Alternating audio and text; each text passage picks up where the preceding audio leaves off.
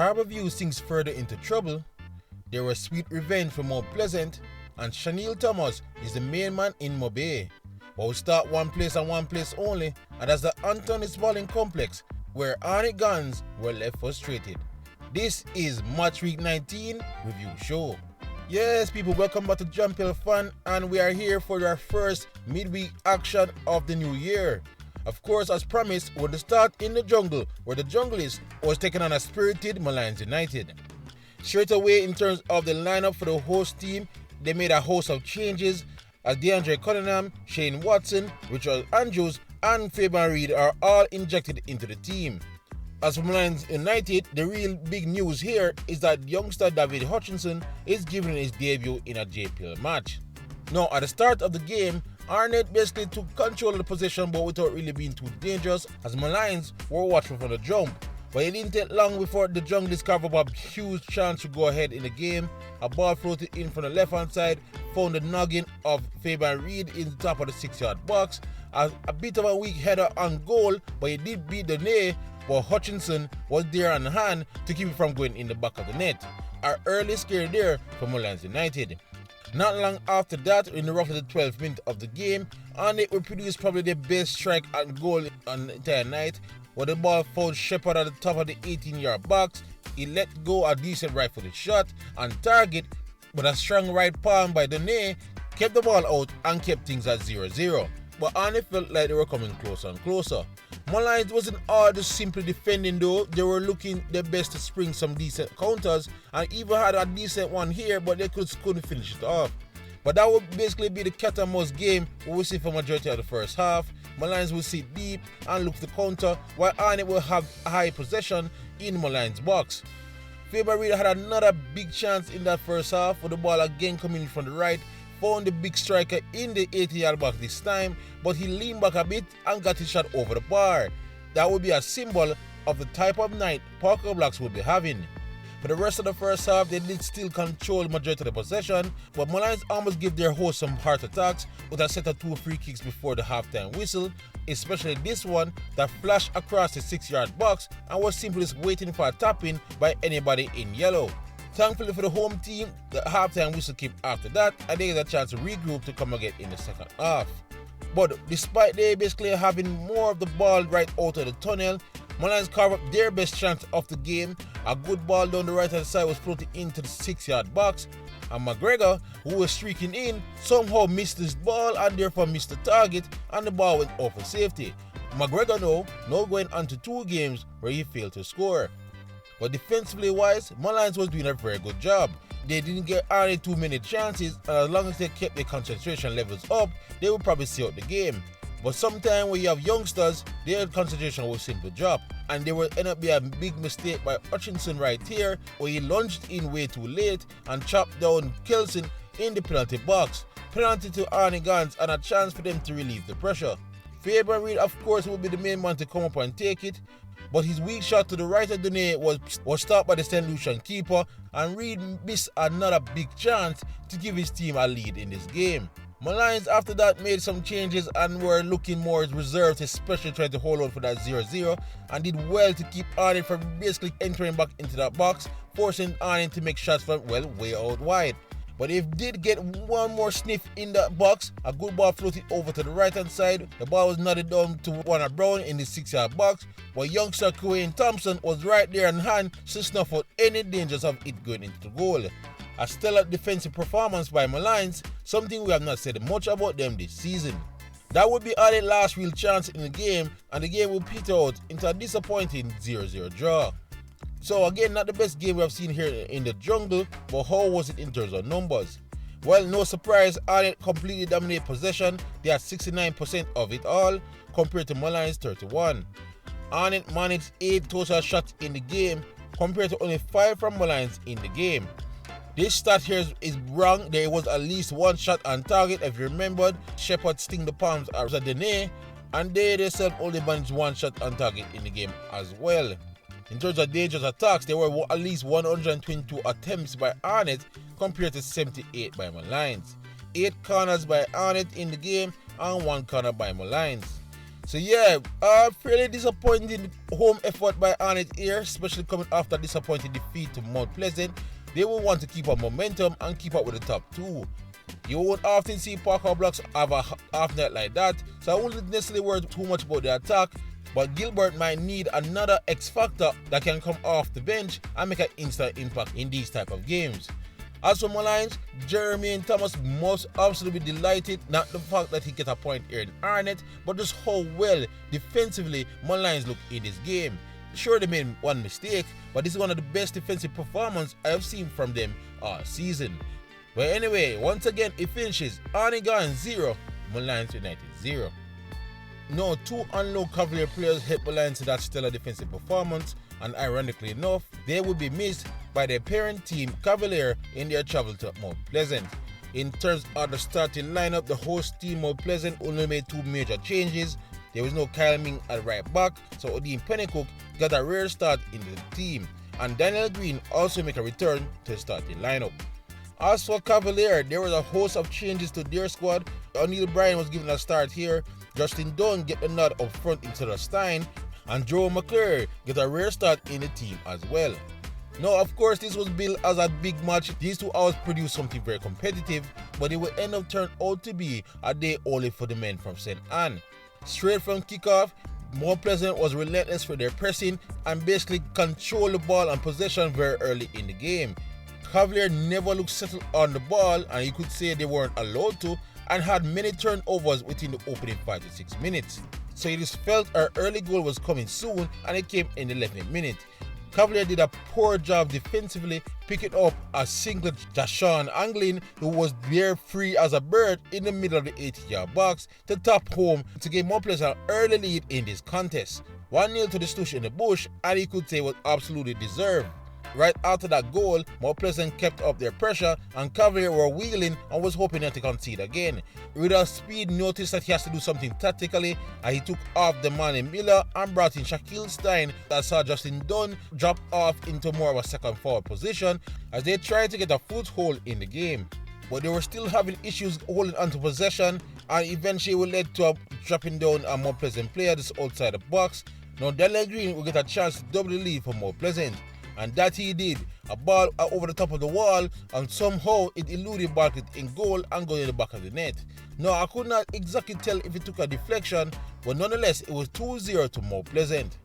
Cavalier knew that they had to do something at this point to stay into the game, and it would take them until roughly the 40th minute to produce probably their best move of the game. A decent 1-2 combination led to a chance at goal, but Mount Pleasant defending was enough to stop the shot and got the ball out for safety. That will be the last chance for them at the half as Mount Pleasant leads 2-0 into the break. Second half though, I noticed a change in tactics. It seemed that Cavalier reversed to a 3-5-2 out of the break, but it made no difference to the men in blue and white. Straight out of the tunnel, they were again fully attacking, and Cavalier and carved up two decent chances to give them the third goal, and somehow Cavalier survived. But roughly a couple minutes after that, they also produced another half chance for themselves, but this could not convert to get back one into the game. But after that, it did seem that Cavalier went back to the same issues they were having in the first half. They had difficulty containing possession, especially their defenders, highlighting just how massive of a loss it is to not have Richard King here because of yellow card suspension. Mount Pleasant, of course, is not afraid to take advantage of such a situation, and to drive home the point, the depth and quality they have on the bench, Topper Whitmore brought in the likes of Alex Marshall and Nicholas Nelson into the game in the middle of the second half. But it was actually youngster Franco Celestine who came in as well that will leave an impression. He had the ball on the right hand side, he squared up his defender before coming in on his left foot, and while everybody thought he was going to go for the back post, he smashed a near post shot that surprised Bartlett and got it into the back of the net. 3-0, and it was an emphasis point that Mount Pleasant were the simply dominant in this game. After that, Cavalier spirits were broken of course, and Mount Pleasant just basically cruised all the way to the final whistle for a dominant 3-0 victory. So, a disappointing return for Cavalier to St. Anne, but how was it in terms of numbers? Well, we don't have possession stats this time, but you could figure that Mount Pleasant definitely had more of it, and in terms of total shots, they also did there as well. 10 total shots compared to Cavalier only managing 2. In terms of shots on target, Mount Pleasant had 5 compared to 0 from the defending champs. 8 corners to the men in blue and white, 1 corner to the men in black and white. Only 1 yellow card was in the game. I went to Cavalier, and there were no red cards, of course. Alright, let me start with the easier one, which is of course more pleasant. What more can we say? They are in near perfect form at this point, with the only issue a fan could have is that they're not converting more of the many chances that they create. As for Cavalier and rule of speed, man, this was a shellacking. This was by far their worst defeat to Mount Pleasant, and by far their worst defeat in 3 years. Of course, nothing to really worry about, but it's clear they're not on the best of form. And again, their defense was again shown to be a bit too leaky. Otherwise, once again, it finishes Mount Pleasant 3, Cavalier 0. As bad as things are looking for Cavalier, they could be worse, like Harbour. We move on to the compound for our next match as the Stars of the East welcome Waterhouse. As for the starting lineup for the home team, there was many second debuts for many of their new players. There was a return of Anthony Bennett in the Harbour goal. We also saw the return of Trayvon Reed and Colorado Murray, new signings in the January transfer market. As for Waterhouse, they kept Javian Bryan as the main striker in the number 9 position. Leonardo Gibson also kept his spot on the left wing, and Amos and Matthews will lead the centre-back pairing. Now, when this game kicked off, Harbour never looked so bad in their possession, but Waterhouse started the more brightly and had majority of the play in the early 5 to 10 minutes. But they didn't produce anything too dangerous to cause Harbour any heart attacks. But that changed in the 13th minute when Waterhouse was given a penalty.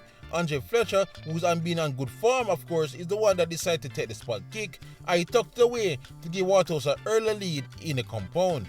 Of course, Harbour are desperate for points being at the foot of the table, and that sprung them into action. They sped up a bit their build-up play and was now coming at Waterhouse to try to get back a goal as soon as they can. But they've been having a problem all season long of really putting anything too dangerous on target. They never really tested Foster in goal in that first half. 1-0 it remains at the break. Second half was a kind of a different story. It was basically all Harbour as they really tried to get back something for their home fans. The first 15 minutes of the second half, while they dominate possession, again they failed to really cause Foster any real trouble. But they kept plucking away, and eventually Foster was being called into action to parry a low cross against his 6-yard box, but he was lucky Harbour could not convert and get it past the line. But Harbour would come down that same right-hand channel once again and produce another good square into the box. This time, one of their attackers was on hand to get his shot on target, but Foster did well to get it out for safety. Harbour ramping up the pressure. Waterhouse never really sprung any decent counters on the opposite end. They had one pocket of pressure where they tried to double their lead, but the final 20 minutes of the game was all Harbour as they tried desperately to get that equalizer. They produced one more great chance towards the end of the game, and they still couldn't convert, and in front of the national team coach, they will go down 1-0 to Waterhouse at the final whistle. So a spirited performance by the Stars of the East, but they still lost. How was the game in terms of numbers? Well, they matched Waterhouse for possession. They have 49 compared to 51 by the visitors. In terms of total shots in the game, they were equal there as well. 7 for Harbour, 7 for Waterhouse. But Harbour, especially in that second half, ramped up the pressure on goal and managed to have 5 shots on target by the end of the game compared to 4 from Waterhouse. 68 dangerous attacks to Harbour, 37 dangerous attacks to Waterhouse. 5 corners to the Stars of the East and 3 corners to Firehouse Nation. Alright, let me start with Waterhouse quickly. Not their best game, but sometimes you just have to dig out a result, and they did just that here. This is one of those games you just collect your 3 points and never look back at it. As for Harbour, they look better with their returning new players, but again, they simply cannot score a goal in the run of play, and it seems it's going to haunt them all the way to the very end of the season. And if that happens, that simply spells relegation. But anyway, once again, it finishes Harbour 0, Waterhouse 1. So, with Harbour losing, Humble Lion had a great chance to distance themselves further away from the foot of the table. Only problem, they'll be taking on a very informed team, Montego Bay, Montego Bay. In terms of the starting lineup, Montego was practically unchanged from their last game against Molynes, as Coach Sabata stuck with his 3-5-2 system, or as he explained it to be 3-3-3-1. As for Molynes, new signing Kevin Graham is again in the squad, but also new signing Stephen Barnett will lead the line as he hoped to get them another goal. No, when the game started, it was quite obvious that Montego Bay will be enjoying themselves a lot of the possession. They dominated the ball, of course, and created numerous decent chances. Molynes wasn't really too bothered though, and was trying their best to get their own rare chance to counter to find the opening goal. And they managed to do so in the 33rd minute, again via their new number 9 signing, Stephen Barnett, who got his second goal in his second match to give Molynes the 1-0 lead. Montego Bay stepped up the gas right after that as they were desperate to get the equalizer right before the half, but they didn't manage to do so as it was 1-0 at the break. Straight from the tunnel, Molynes gassed up the fire some more as they were looking desperately to find that equalizer into the game. They had relentless pressure on the Molynes back line, a lot of them threw Vere set pieces, but Molynes just could not find a way to break down the defense. But where there's a will, there's a Chanel. Another good move down the left hand side saw the ball floated to the back post as Chanel Thomas was on hand to tap it home, give Molynes and their fans the much desired equalizer they've been searching for. 1-1 as Zapata could breathe a sigh of relief. Molynes, who did well up to this point to keep Molynes from scoring, knew that a relentless wave of attack would be coming their way and would be buckling down, hoping they can ride the storm out. But they failed to do so, as in the 88th minute, another good ball floated in from the left-hand side and Chanel Thomas rose highest to nod home the go-ahead goal that see the fans dancing in the stands as they now take the lead late in the game. 2-1, and basically based on the run of play, it was fully deserved. Molynes did have a brief spell of pressure right after that could have given them that chance to find the equalizer, but the game will be wrapped up by Daniel Reid, who cut in here from the right wing before unleashing a good strike at goal that got past Samuels and into the back of the net. 3-1, and that was the final rubber stamp on this game, as there will be no coming back for the Lions. So it was a harder game for Molynes than they anticipated, but they dominated majority of it. How will that reflect in terms of the stats? Well, Molynes had 55% of the possession compared to 45% for Molynes. They had 18 total shots in the game compared to 6 by the Molynes. 7 of those 18 were on target compared to only 2 on target for Molynes. 63 dangerous attacks for Molynes, only 20 dangerous attacks for Molynes. 6 corners to the host, 2 corners to the visitors. Alright, starting with the home team here, they were given a bit of pressure by Molynes, a team surprisingly they have not beaten in many years, and was pushed all the way before their breakout star Chanel Thomas found himself a brace. As for Molynes, this was a very decent performance by them. They did well to get the lead, and they did well to try to hold on as long as they could. Clearly, they are an improved side, but will it be enough to escape relegation will be down to them. Anyway, it finishes Montego Bay 3, Molynes 1. One of those teams above Molynes in a relegation scrap is Racing United, and they will be looking to further get themselves away from it when they host Tivoli. In terms of the starting lineup for Racing, they were practically unchanged from their last outing against Cavalier, with the only main difference being a change at right back as youngster Walters was away on schoolboy football duties. As for the visitors Tivoli Guns, the two main inclusion into the starting lineup is Trevor McCain is back in the midfield, as well as Steve Clark, who joined the 11 in attack. Now Tivoli has not looked their best in their last couple of games, but they've been digging out some results, and they started out this game in the same lackluster way. They did control majority of the ball in the early proceedings, but it seemed they were a bit lost in attack and never really produced anything too threatening at the Racing goal. Racing, on the other hand, were not as fast out of the blocks like they did against Cavalier, and it took some time for them to find their footing and a grasp of the game. But when they finally did, they took full advantage. They were able to draw a penalty in the 26th minute, and youngster Tajay Grant stood up to convert and give Racing a 1-0 lead here at home. And then before Tivoli can really assess and regroup and come at Racing again, Racing managed to give them a 1-2 combo punch. In the 38th minute, Nicky Ellis did some good footwork to get round a couple of defenders before squaring off against Diego Hatton in the box, slot his shot past him and into the back of the net. 2-0 for Racing and a rare goal for Nicky Ellis. Tivoli finally regrouped after that and controlled majority of the possession again and was now carving up their better chances in the game. Racing was now seeing himself under decent pressure, and they were probably hoping to hold out incident-free before the halftime whistle. Unfortunately, they didn't manage to do so as the referee intervened and gave goalkeeper Holmes a red card in the 42nd minute, ensuring Racing will have to play the entire second half down a man. The 10 men did manage to keep Tivoli from scoring into the second half break. Now, for the next 20 minutes right out of the tunnel, Tivoli had majority of the play as they were desperate to take advantage, being a man up. But they were lackluster in their attacks. Most of their shots were wayward, but they did produce one decent chance here, but substitute goalkeeper Swearing did well to get it off for safety. That would end up being their greatest chance to get something back into the game. Because Tivoli kind of tired a bit towards the last stretches of the game itself was stretched, and Racing was now producing better counters to try to get something on the opposite end. They didn't get a goal, but eventually they got parity in players, as Barton Price will end up pick up a second yellow card in the 83rd minute that sees Tivoli now down to 10 men as well, and effectively kill all hopes of them coming back into the game. Racing will end up see out the rest of the match without conceding, and the game will end with another victory for the men in yellow. So Tivoli was lackluster, but how was the game in total stats? So surprisingly, Racing had majority of the possession, 51 to Tivoli 49, despite playing majority of the game down a man.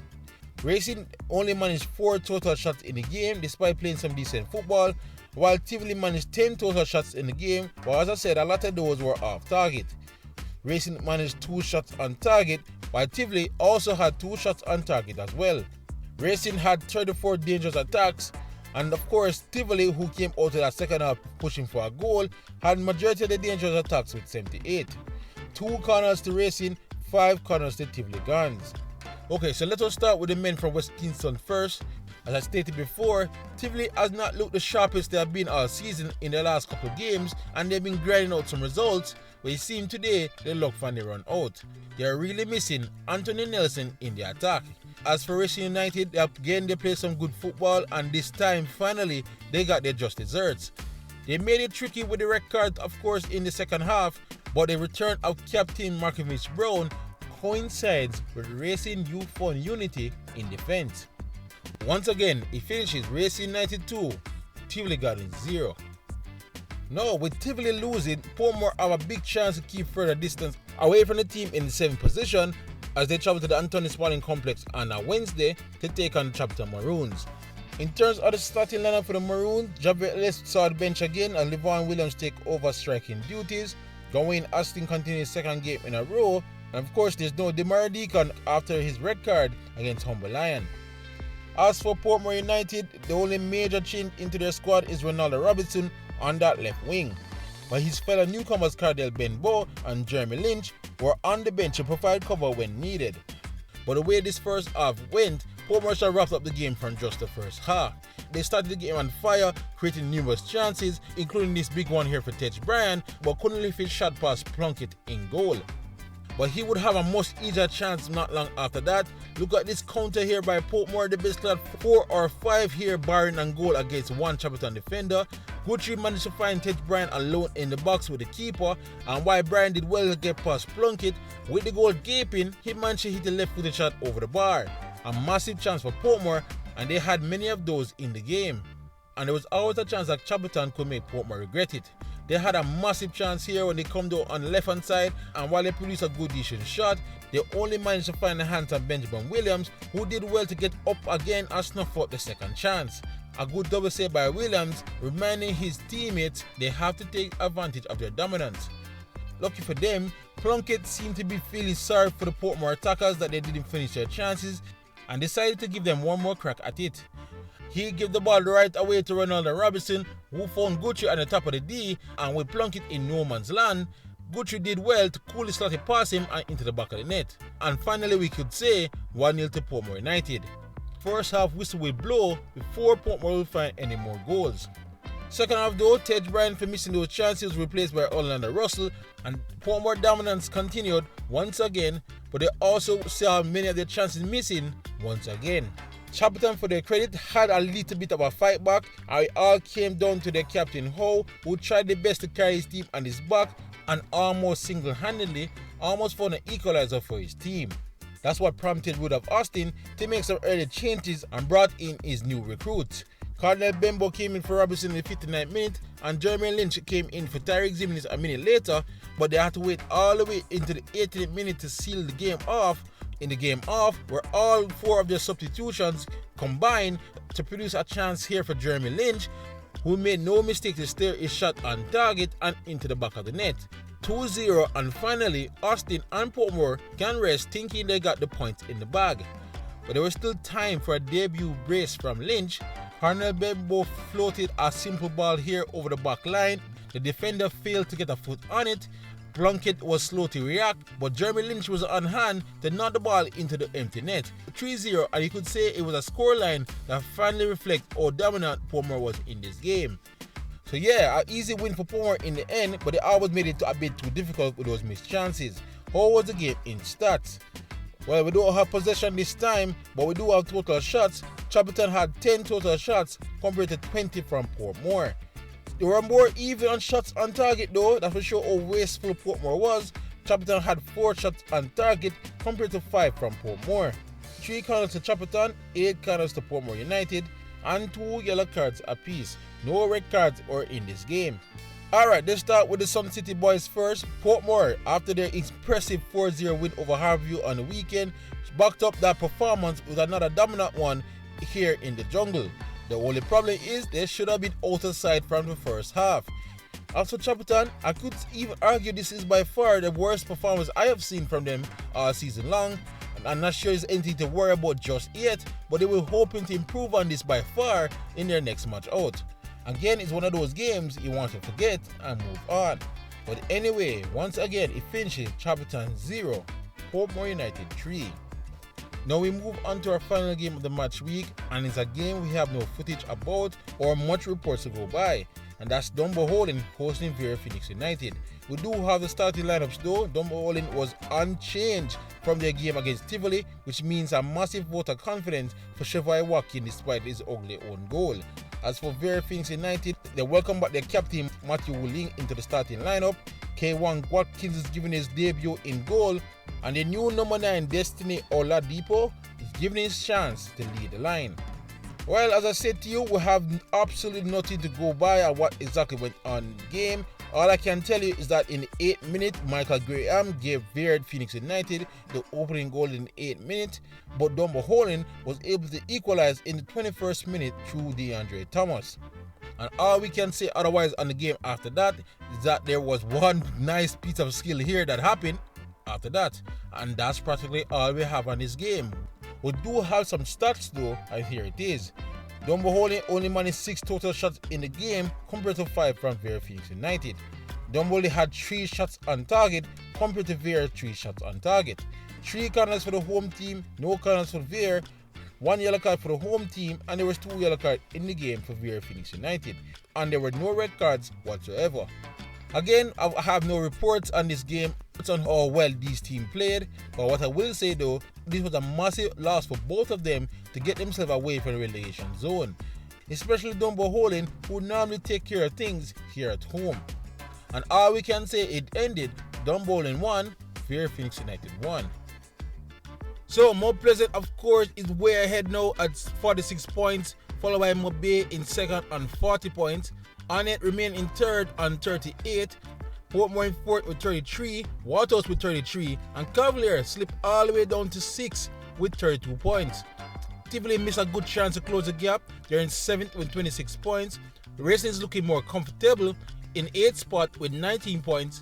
Molynes are in 9th with 18 points. Chapelton are in 10th with 17 points. Vere are in 11th with 17 points.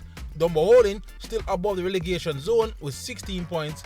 Molynes in 13th with 14 points, and the final team on the table is Harbour with 13 points. Also, let us turn our attention to what is coming quickly on match week 20 this Sunday. Cavalier will be at home to Arnett Gardens. Portmore United will take on Montego United at Fernita Park.